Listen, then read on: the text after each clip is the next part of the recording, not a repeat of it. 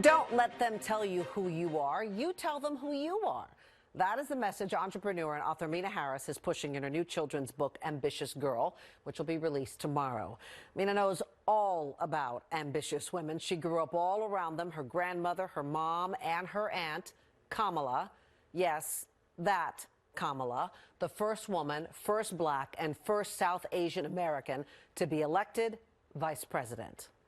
When I grew up, I was taught something totally different. And that as a parent, I realized how unique of a family I grew up in. And it was all women. And I saw female ambition every single day. People use the word ambitious in front of the word woman or girl, and it's always kind of negative. It's always in that tone of, she's ambitious, but you've changed the tone of that completely with this book. We, as a society, tell women and girls, frankly, to hide their ambitions, maybe to be ashamed of them, to downplay them, right? This idea that you can be ambitious, but not too ambitious. And when you're too ambitious, that's a little bit, too much power, too much success, right? I mean, it's ridiculous. And the point is that it is a double standard. So there's a part of the book here where I was reading, it said, Grandma says, you may be the first someday, but don't be the last. Make space for more. You know what really moved me about that when I read that? Because that was such a nod to what has just happened in this country.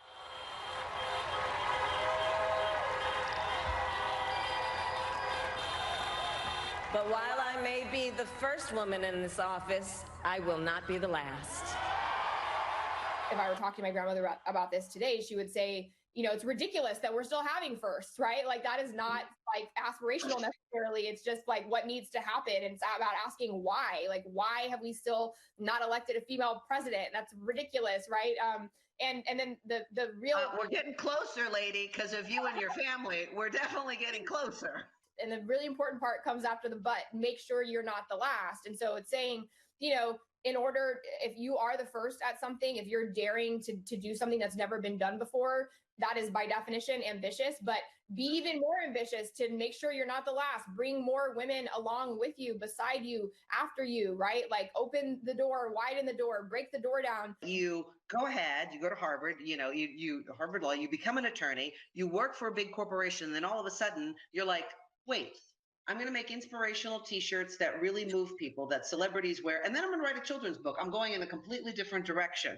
That's also having this inner faith in yourself and that ambition to say, why can't I do something different? You're like the first, like you said, you're the first entrepreneur in your family. I appreciate you putting it in the context of, the first but not the last.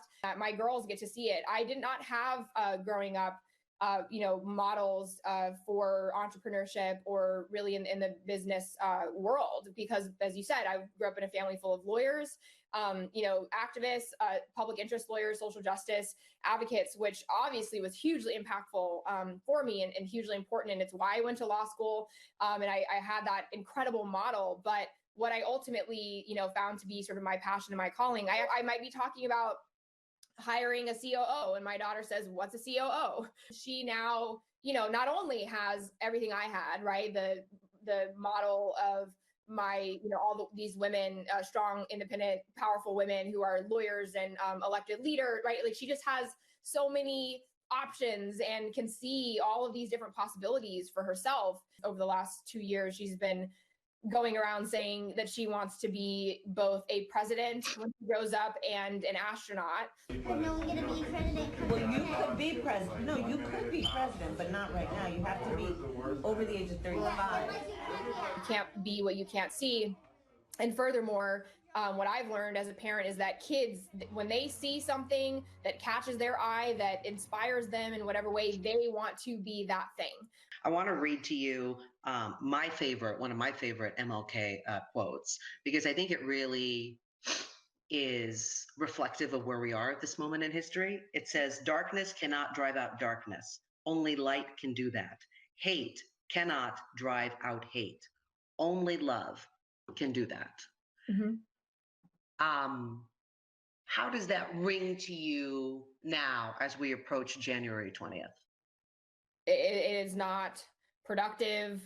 to, fight fire with fire, to use tools of oppression and supremacy and, hate to fight against it. I think that does not work. And I think that is the, essence of the quote, in that, it is leading and always, responding with these core values and ideals, right? Of love and unity and right, lifting each other up and fighting with a spirit of hope for equality and better circumstances for everyone.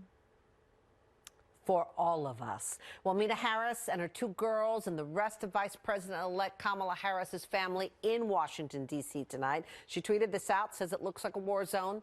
She sent out this picture of Georgetown waterfront today showing law enforcement in the distance. We wish them well. Up next, the powerful message from a Bay Area pastor as we continue to honor Dr. King's legacy. What he says about learning from our history and pushing forward as a nation.